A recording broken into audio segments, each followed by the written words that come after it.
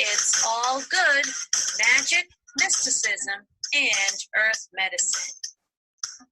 Check us out by visiting www.magicandmedicine.blogspot.com. I'm your host, Dr. Candace Nadine Green. And hello again, everyone. Welcome to It's All Good, Magic, Mysticism, and Earth Medicine. I'm going to apologize in advance for any background noise you may hear as I am recording during this pandemic here, and everyone's here at home. My children are outside running around, and so hopefully I told them I was recording and not to come in until I let them know that I'm done. My husband he went to a store to pick up something that's on sale so we can use it for summer.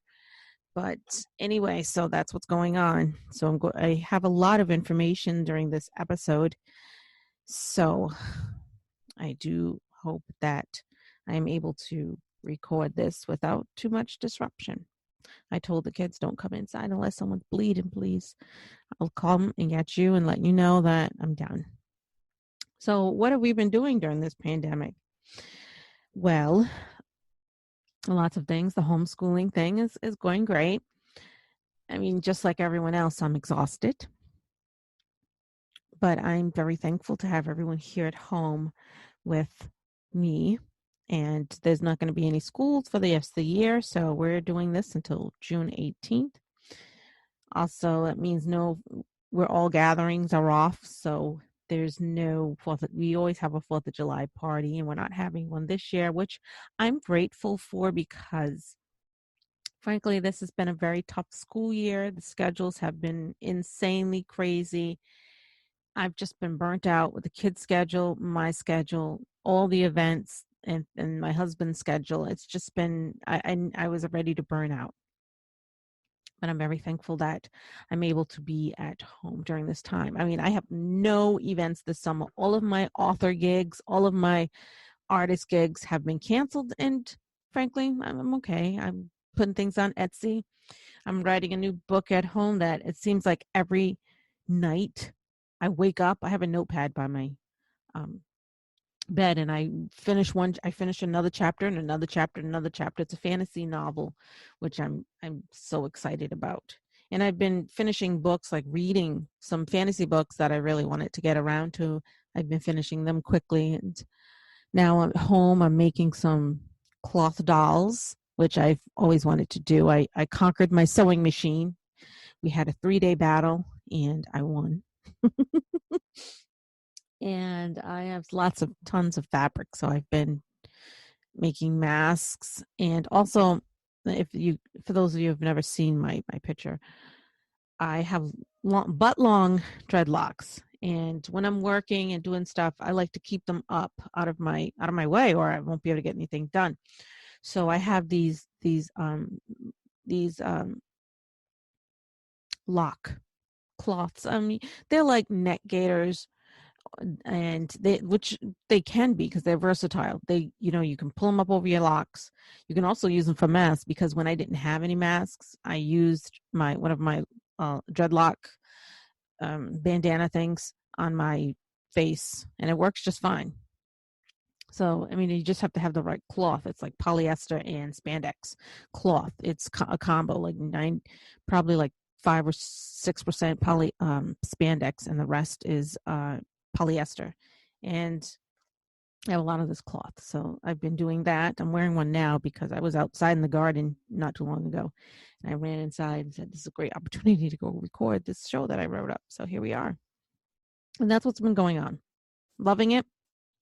I hear so many people complain, oh, I hate it and this and that. And then people saying how it's hard doing homeschooling. I'm like, well, now you know what teachers have to do. As I was a teacher for 11 years, I taught English. I taught seventh grade.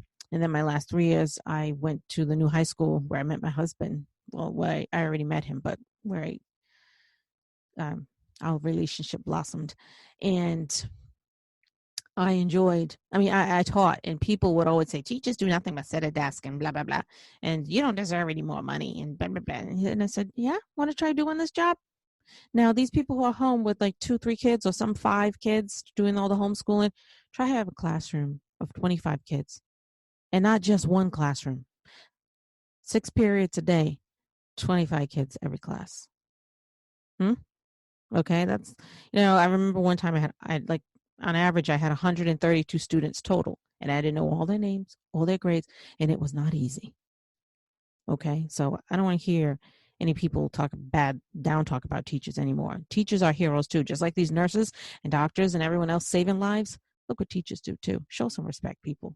We have so many ignorant people in this world, I'm telling you, who think about themselves. They're so selfish. But I digress. Let's get on to today's topic, trance work and psychic protection. Now, when people think about trance work, they are automatically associated with shamanism. I mean, that's what people know trance as, shamans. They think that only shamans practice that. Shamanism is the most widely known trance. Their practices are the most widely known, and especially when it comes to trance tradition. The word shaman is derived from a Siberian term, and it has come to mean or define any healer who believes he or she heals by manipulating the power of spirits using the trance technique. Now, shamans with trance work, enjoyed sensory overload, expectation, and suggestions in their rituals to heal and to predict. Shamans were known as seers, and some today still think that they are seers. And it's not only shamans, people, but that's what people come to associate it with. Now, there's one important significant trance movement, which is a Native American trance movement called the ghost dance, which was, originated in about, not originated, but it was became widely known in 1889, 1890, around that time. And it was developed by a self-proclaimed Native American prophet, for those of you who don't know that. And the ghost dance was a trance-inducing ritual that was adopted by many Native American tribes across the western and central United States as a backlash to the Euro-American encroachment. We can't do that. Let's do this. So the tribes practiced the long-hour ceremony of dancing, singing, and drumming. And it was believed that, excuse me, sorry, I had something in my mouth. It was believed that performing the ritual and concentrating on the central message of deliverance from the European society, because, they were oppressed, it would help them to bring about the destruction of the European society and a subsequent resurgence of the Native American way of life.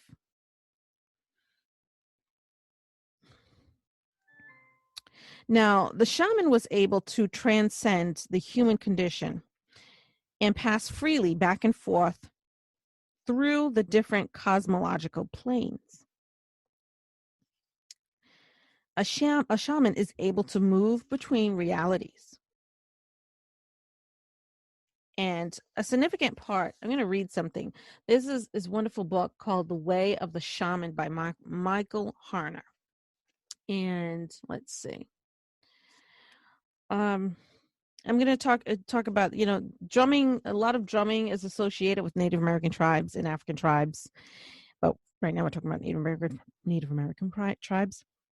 Drumming produces changes in the central nervous system. That's why it's effective. And laboratory research by, I'm probably going to announce the name wrong, Neher, Neher, has demonstrated that drumming produces changes in the central nervous system. The rhythmic stimulation affects the electrical activity in many sensory and motor areas of the brain, not ordinarily affected through their connections with the sensory area being stimulated. This appears to be due in part to the fact that the single beat of a drum contains many sound frequencies, and accordingly, it simultaneously transmits impulses along a variety of nerve pathways in the brain. Furthermore, drum beats are mainly of low frequency, which means that more energy can be transmitted to the brain by a drum beat than from a sound stimulus of higher frequency. This is possible, Neher states, because the low frequency receptors of the ear are more resistant to damage than the delicate high frequency receptors and can withstand higher amplitudes of sound before pain is felt. So there's some information for you science people. That's from the book The Way of the Shaman by Michael Harner. So, and then my kids are getting louder outside. I can hear them. If you can hear them, I'm sorry. I should have played music in the background. I'm thinking of doing that for one of my shows, have some nice music going in the background. Some nice soothing witchy music. Okay, so anyway, that's what's going on. So let's get back to what we're talking about in regards to trance work. Okay, so trance states are bridges to the conscious and the earthly hidden realms of our souls. It is such a vital tool. What is a trance? For those of you who don't know what a trance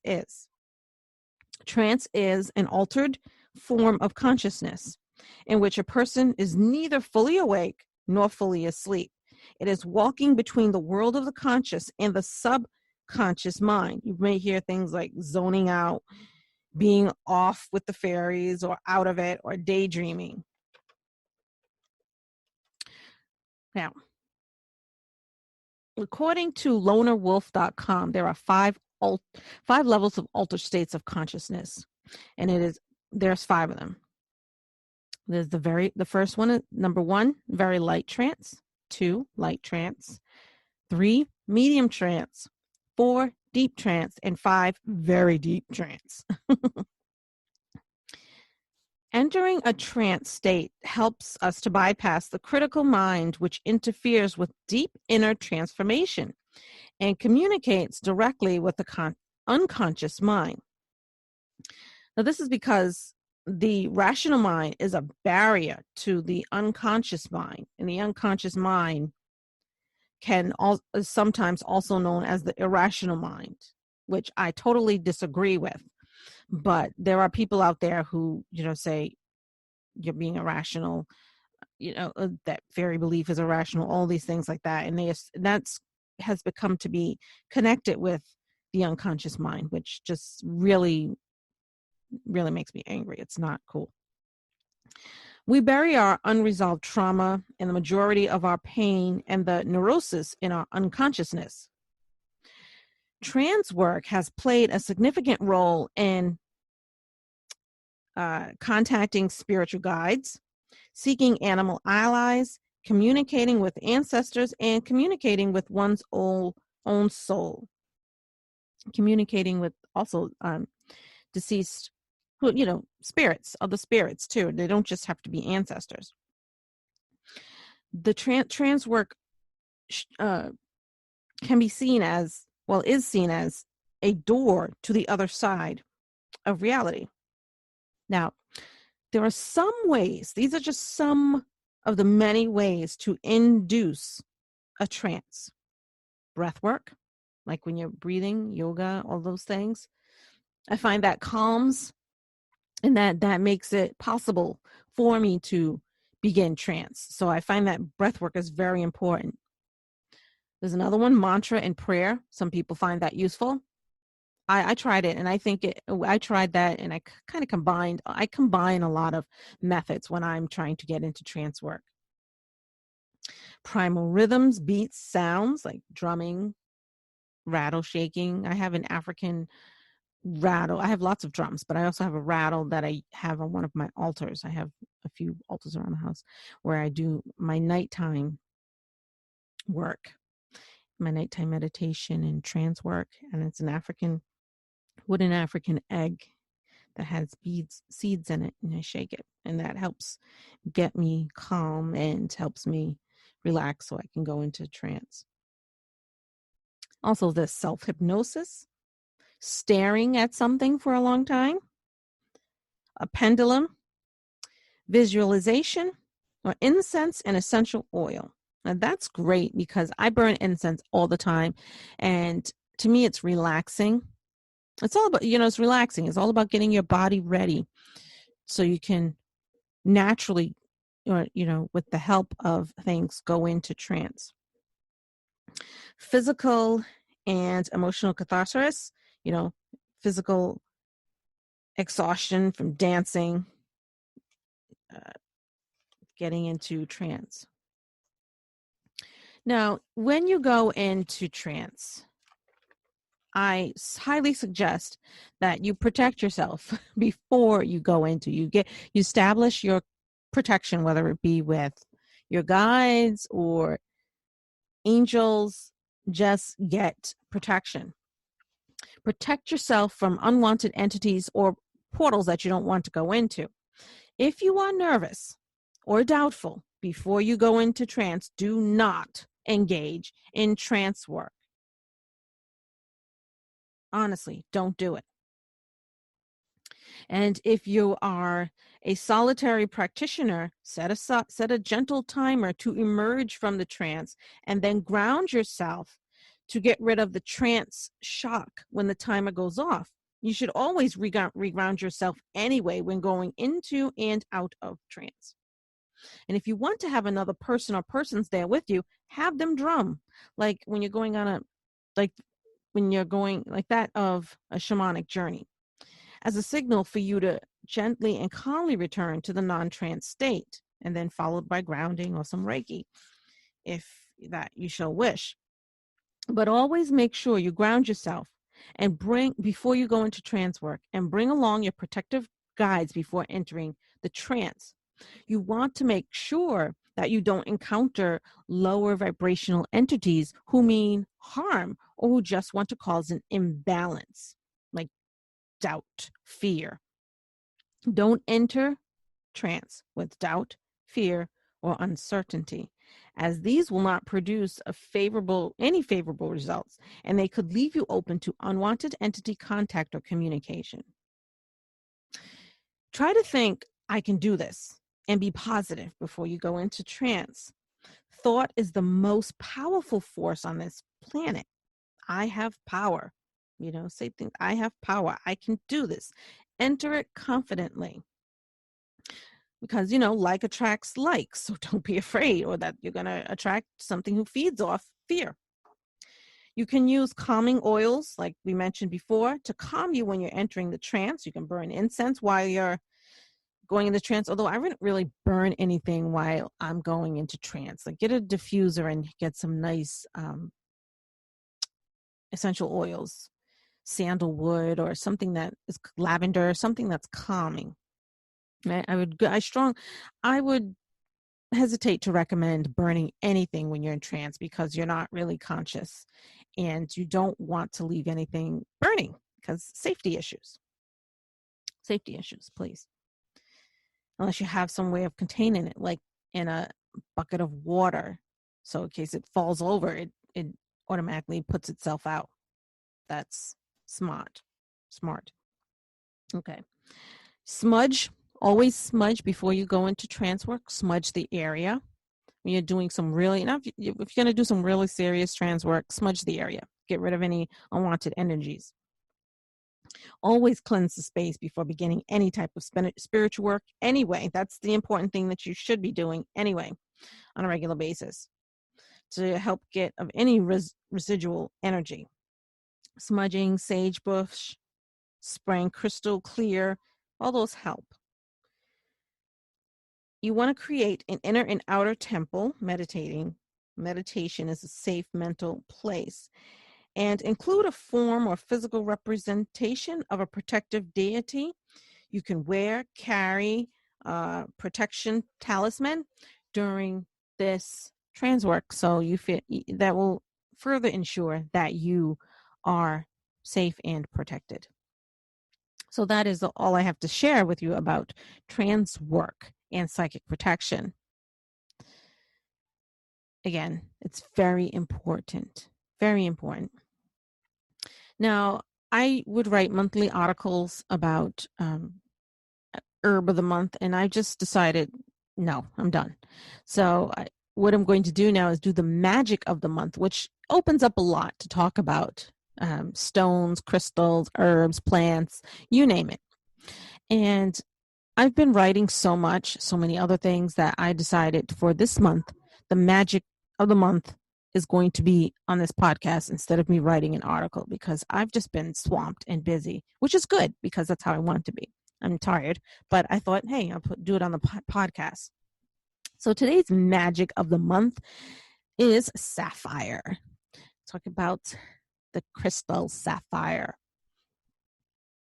And a lot of this information comes from the Crystal Bible by Judy Hall, and I'll leave that in the show notes, along with the book that I mentioned for the Trancework, The Way of the Shaman. So sapphire comes in blue, yellow, green, black, and purple. It's bright and transparent when it's polished. Some sapphire colors are rare, but most are easily obtained as uncut stones. Sapphire is known as the wisdom stone, and each color has its own particular wisdom to share with you. It focuses and it helps calm the mind. It releases unwanted thoughts and mental tension. It brings peace of mind and serenity. It aligns the physical, mental, and spiritual planes and restores balance within the body. Sapphire also can be used to release depression and release spiritual confusion, also to stimulate concentration. It brings about prosperity and attracts all kinds of gifts. And we're talking about spiritual gifts. If you place the sapphire on the throat, like in a necklace or a choker, it will help to release frustration and facilitates self-expression. If you wear it on your finger, like as a ring, make sure that it touches the body somehow. It calms overactive body system and regulates the glands and heals the eyes, removes impurities and stress, treats blood disorders, alleviates excessive bleeding, and strengthens veins. It also improves the vein elasticity. Now, each color has its own gift to offer you. So let's discuss each color. So I have my notes here, so as I do. Let me just drink some coffee because I need my coffee. I love iced coffee, and I'm going to drink my iced coffee. So good. All right, so black sapphire protects and centers. It imparts confidence in one's own intuition and heightens employment prospects and helps in retaining a job. Again, you can wear it on your finger, your neck, all those things. Now, blue sapphire is traditionally associated with love and purity. Seeker after spiritual truth, and it extremely effective for earth and chakra healing. It is the tranquil stone. It helps keep you on the spiritual path. It is used in shamanic ceremonies to transmute negative energies, and it opens and heals the throat chakra and thyroid. Blue sapphire can also facilitate self-expression and speaking your truth, speaking your mind. Green sapphire improves inner and outer vision. It improves dream recall, stimulates heart chakra, brings loyalty, fidelity, and integrity. It enhances compassion, and it increases an understanding of all the frailties and unique qualities of others, which is so important, so important. So we're not so self-centered. And it honors trust and respect for other people's belief systems, which also is important. The pink sapphire acts as a magnet. It draws into your life all that you need in order to evolve. And it is a fast acting stone. It teaches us how to master our emotions. It clears emotional blockages and integrates the transmuted energies. Purple sapphire awakens, which we need. Helpful for meditation, stimulates the Kundalini rise, stimulates the crown chakra, stimulates opening spirituality. It activates the pineal gland. It links to psychic abilities, stimulates visionary qualities, and is very calming. And the last stone, oh no, it's not the last stone. Sorry, we have more. Sorry, got ahead of myself. The royal sapphire. It eliminates negative energy from your chakras, gets them all out. It stimulates the third eye to access information for growth. It teaches responsibility for your own thoughts and feelings. Royal sapphire is good for treating brain disorders like dyslexia. So if you know anyone with dyslexia, try giving them royal sapphire necklace, stone, bracelet, anklet, ring, one of those. Now the star sapphire, it's called a star sapphire because within its depths, it has a 5-pointed star formation. And that symbolizes its main makeup represents drawing you into its depths. So it opens your intuition. It centers your thoughts. It helps you anticipate other people's intention. And it contacts extraterrestrial beings. The star sapphire is a very rare stone. So if you find one, let me know. If you find one, though, that's awesome. I don't have one. I hope to find one. A white sapphire is extremely pure energy. It opens your crown chakra, heightens spiritual energy. It opens cosmic consciousness. And white sapphire is extremely protective because it removes spiritual path obstacles and it helps you access your potential and life purpose. And finally, the yellow sapphire. It attracts wealth to your home. It can be placed in cash boxes to increase prosperity and earnings. You know, that's a great idea. I have this cash box when I go on my gigs, my artist gigs and my author gigs and my mystic gigs as well. I don't have many of those. I've been doing a lot of that online. I should put a yellow sapphire in my cash box and see what happens. But you have to believe. You just can't put it there and be like, you have to believe. Believing is part of the magic, a great part of the magic. Magic with the K, not abracadabra magic. Magic with the K. Okay. So be sure to wear yellow sapphire near the body, touching the body, as with all of these stones. Yellow sapphire stimulates the intellect and improves overall focus so that the bigger picture is seen. It can be used as an elixir to remove toxins from the body. Now, I don't know how it's used as an elixir, but if you find out, let me know. So I'm thankful that you have come to our show and that we were able to give you some great information. As always, check me out at www.magickandmedicine.blogspot.com. All of the links will be in the show notes, as well as some great resources for you. And I'm thrilled that some people have been clicking on the links and getting help from the resources and contacts and all of that. Also, during this time, those of you who would like a reading, I am very intuitive. I do online intuitive meetings. I do them via Skype. I also do them via Zoom.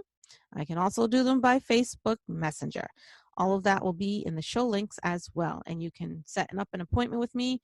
I have lowered my prices because I know that right now it is a very difficult time for a lot of people. And I'm not out to become a billionaire. I'm just out to help people and support my family as well, the best that I can. So thank you. Thank you for listening. So blessed be.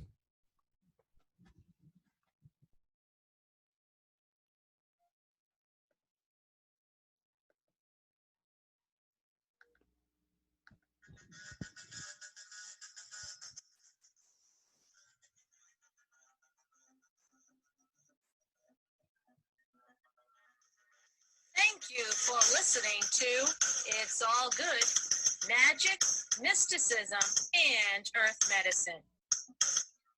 Visit us anytime at www.magicandmedicine.blogspot.com.